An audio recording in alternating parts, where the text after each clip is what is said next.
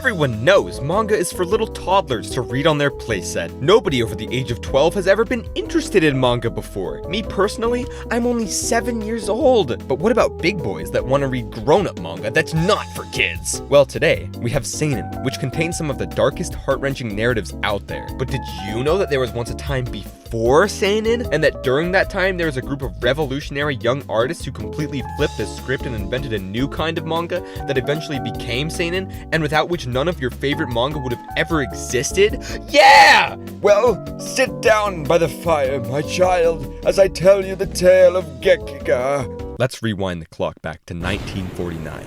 Japan is not happy.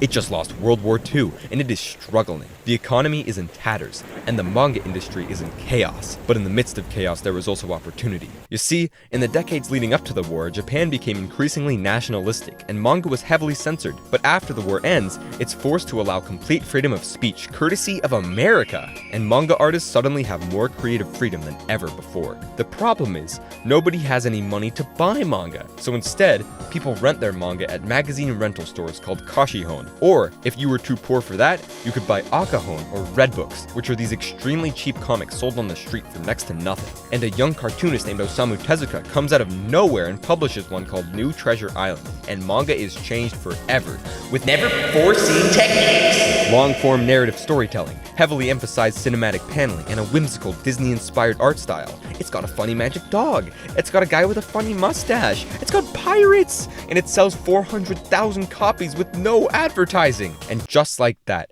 an entire generation of young artists want to make their own Tezuka-inspired works. The manga industry explodes, and it's out of this chaos that Gekiga is born. Enter Yoshihiro Tatsumi. He's a 19-year-old Tezuka fanboy, and in 1954 he publishes a comic called Children's Island. What is Children's Island about? I don't know, look at the cover and you tell me. But the rental kashihon market's explosive popularity catches his eye and he starts getting ideas. You see, he's among a few artists that are still dissatisfied with the public perception of manga. While Tezuka proved it to be a respectable form of narrative storytelling, at the time it's still largely considered to be children's entertainment, unworthy of serious consideration. Early 50s manga are full of slapstick humor and fantasy settings completely removed from reality. But some artists want to tell stories that are more grounded and emphasize visual storytelling, which could bring in millions of more mature readers. And in 1956, Tatsumi notices his colleague Masahiko Matsumoto doing something really interesting in his comic The Blood-Sucking Beast. Instead of calling it manga, he calls it komaga to differentiate it from manga. But what does this mean? Well,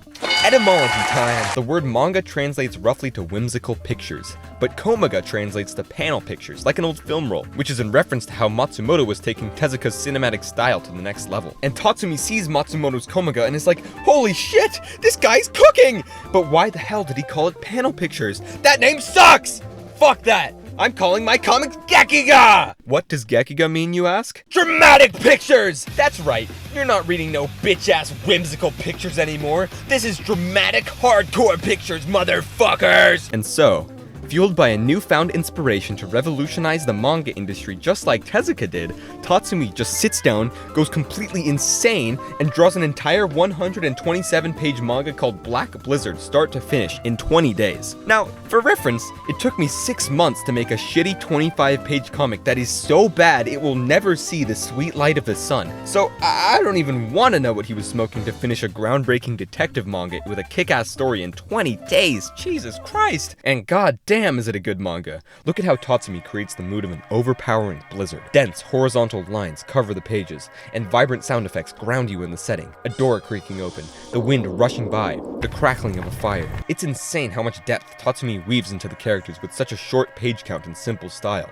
This was the real essence of early Gekiga. Where most stories at the time were keen to immediately point out who the good guys and bad guys are, Black Blizzard doesn't hold your hand at all, allowing the reader to piece together the story and form their own hypotheses as the plot unfolds, and they slowly learn about the two main characters. A pianist accused of murder who claims to be innocent is handcuffed to a real convicted murderer, and the two attempt to outrun the police during a dense snowstorm. But who's telling the truth? As the story goes on, you start second-guessing yourself. And then you start second guessing your second guesses. It isn't until the last moment that the cards are revealed and the connections between the characters finally unravel. Despite not having a funny magic dog or a guy with a funny mustache, Black Blizzard was an overnight success. And as the popularity of manga continued to rise, it attracted increasingly older readers that demanded more and more Gekiga-style stories. Things were looking good for Tatsumi and his friends, and so he decided to start his own manga studio called Gekiga Studio in 1959. And then, everything went to shit! First of all, his manga studio only lasted 6 months until it abruptly disbanded, and then directly after that, the entire Kashihon market imploded because people started actually having money again.